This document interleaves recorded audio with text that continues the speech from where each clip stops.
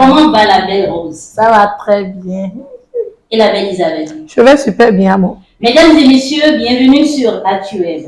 Dans un contexte où les emplois se font rares, beaucoup acceptent insultes, humiliations et surcharge de travail juste pour garder leur poste. Mais faut-il tout accepter juste pour sauvegarder son gagne-pain, Isabelle?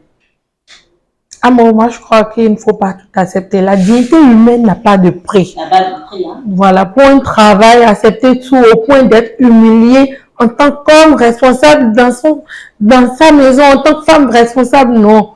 Accepter dans la limite du possible, mais sachez poser vos limites dans votre emploi, dans votre service et tout, pour ne pas perdre votre dignité. C'est important. Tu dirais la même chose Oui, aussi? moi je dirais la même chose parce que la dignité, ça n'a pas de prix.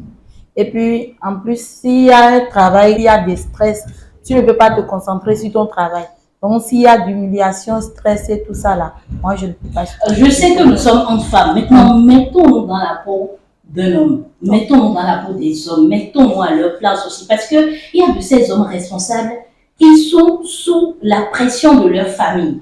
Ces derniers, quand ils font un retour en arrière, ils voient que tout le monde compte sur eux. Comment est-ce que je pourrais rentrer aujourd'hui les portes vides sans que madame ne se fâche? Les enfants iront à l'école. Comment est-ce que je pourrais m'en sortir? Cela les amène à accepter toutes ces mauvaises conditions que nous sommes en train de dévoiler aujourd'hui. À leur place, qu'aurais-tu fait, Isabelle?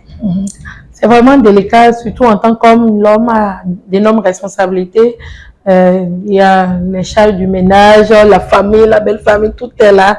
Du coup, pour la femme, c'est facile de démissionner du jour au lendemain de partir, mais pour un homme, ça réfléchit. Réfléchit, oui, cherche, mais chercher en même temps une solution pour sortir de ce stress-là, parce que le stress à la longue, ça tue et ça désorganise le corps. Et lui, il est irremplaçable, hein. Donc, il faut vraiment chercher une solution en tant qu'homme pour garder sa dignité, malgré le stress, tout ce qu'on vit au travail. As-tu choisi la dignité? Rose, quelle est la solution que tu proposes par rapport à l'intervention de... Non, je suis d'accord avec elle parce que déjà, si tu es déjà au boulot et il y a du stress, déjà, même si tu es homme, ton stress au boulot et la maison aussi, les deux coïncident là, ça ne va pas donner une bonne santé. Si je te comprends bien, tu veux dire que lorsque l'homme est fâché depuis le boulot, c'est la maison qui encaisse les conséquences. Si l'homme est fâché au boulot, c'est la maison qui encaisse les conséquences. Je vais me renchérir à mot et dire que je dois donner l'exemple d'un jeune garçon que j'ai connu et qui avait peur du chômage et tout. Donc, il subissait tout, même les tâches qu'il ne devait pas faire. Il était l'homme à tout faire de la société. Et sa peur l'a conduit à la résignation. Il se disait, je ne vaux rien, je ne peux rien. Mais le jour où il a claqué les portes, le manque de confiance. Voilà, le jour où il a claqué les portes, il est parti. Tu le vois aujourd'hui, tu vas le méconnaître. Mais aujourd'hui, si on le méconnaît, c'est par rapport à quoi il est devenu entrepreneur. Oui, il a trouvé un boulot. C'est parce qu'il a eu le courage de dire oui, je ne veux plus subir ça. Et il a essayé d'entreprendre à son niveau et ça a marché. Donc, la peur, n'ayez pas peur de partir quand vous êtes trop stressé, quand il y a trop d'humiliation dans votre boulot, quel que soit votre genre, homme ou femme, n'ayez pas peur de partir. Je reste sur moi, ma position, voilà. Mais est-ce que l'entrepreneuriat est aussi facile? Parce que déjà, il faut des moyens, il faut la patience, il faut... Je crois que c'est un sujet qu'on va décortiquer sur ce plateau. On va y revenir parce que c'est un sujet très vaste. Isabelle, on disait tout à l'heure que nous étions dans la peau des hommes. Maintenant, revenons encore dans notre peau à nous-mêmes. Okay. Supposons que tu sois dans un service, que tu occupes un meilleur poste et que du jour au lendemain, ton patron te harcèle, t'exige que tu te livres à lui pour pouvoir maintenir ce poste. Que vas-tu faire? Le travail n'est pas une fin en soi. Je suis une femme polyvalente.